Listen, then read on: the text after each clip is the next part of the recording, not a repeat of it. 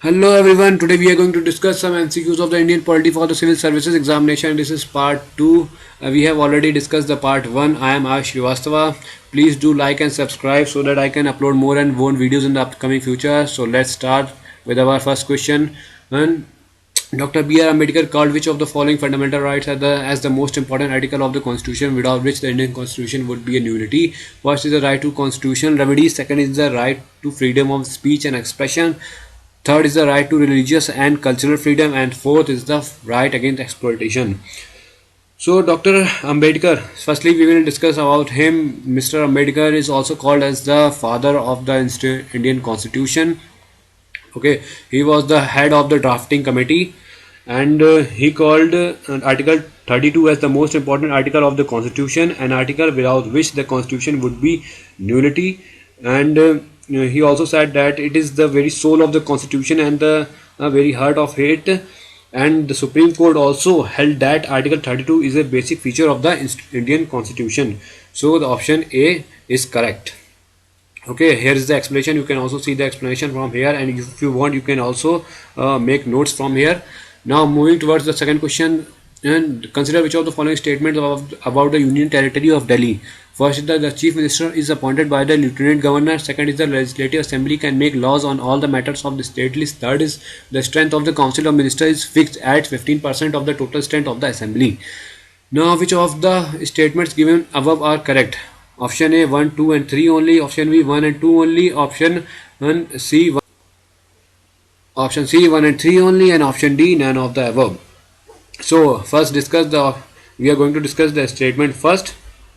As the Chief Minister is appointed by the Lieutenant Governor, no, it is incorrect, as the Chief Minister is appointed by the President, not by the Lieutenant Governor.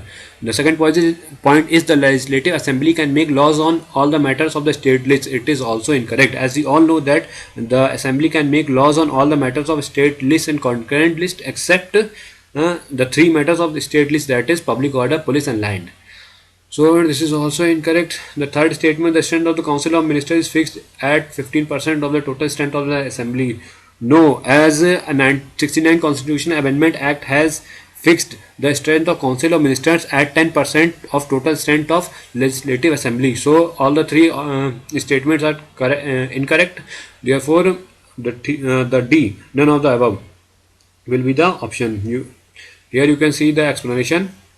Now moving towards the third question, which of the following functions were performed by the Constituent Assembly of India? First is the enactment of the ordinary laws. Second is the adoption of national flag and national anthem. Third is the election of first President of India. So the options are 1 and 2, 1 and 3, 2 and 3, and 1, 2 and 3. Firstly, we are going to discuss the first point, enactment of the ordinary laws. In addition to making of the Constitution, it had performed the functions of Legislative Assembly and enacted the ordinary laws. Therefore, the statement 1 is correct. Now moving towards the second statement, the adoption of the national flag and the national anthem. Yes, this is also correct, because the Constituent Assembly also adopted the national anthem on 24 January 1915 and national flag on 22nd July 1947. Therefore, moving towards the third statement, the election of first President of India. This is also correct. Mr. Rajendra Prasad is elected as the first President of India on 24 January 1950. Therefore, all the three statements are correct. Therefore, the option D is correct. Now, moving towards the fourth question, which of the following are the necessary features of the federation? The first option is the dual system of government, second is the written constitution, third is the independent judiciary. And the options are 1 and 2, 2 only, 1 and 3 only, 1, 2 and 3 only. So firstly we are going to discuss the first one, dual system of government. Yeah, it is correct. It provides for the dual system of government, that is one at the center and one at the state level. Okay, now the second point is written constitution. So therefore it is also correct, because it requires written constitution to clearly demarcate the powers of the center and the state. Do you know the meaning of demarcate? The meaning is set the boundaries or the limits of. Okay, now moving towards the third one, independent judiciary. So this is also correct, because it establishes independent judiciary so as to resolve the disputes between the center as well as the state government. Therefore all the options, all the statements are correct. Therefore option D is correct. Now moving towards the last question, That is the fifth question. Consider the following statements regarding the Attorney General of India. First statement is he must be qualified to be judge of the Supreme Court. The second option is Article 76 provides the procedure for its removal. Third statement is he has to resign when the Council of Ministers is dissolved. The options are 1 only, 1 and 3, 2 and 3, 1, 2 and 3. Therefore, we will discuss the first one. He must be qualified to be a judge of the Supreme Court. Yeah, it is correct. The Attorney General is appointed by the President. He must be a person who is qualified to be appointed as a judge of the Supreme Court, or we can say that he must be a citizen of India and he must have been a judge of some High Court for 5 years, or an advocate of some High Court for 10 years, or an eminent jurist in the opinion of the President.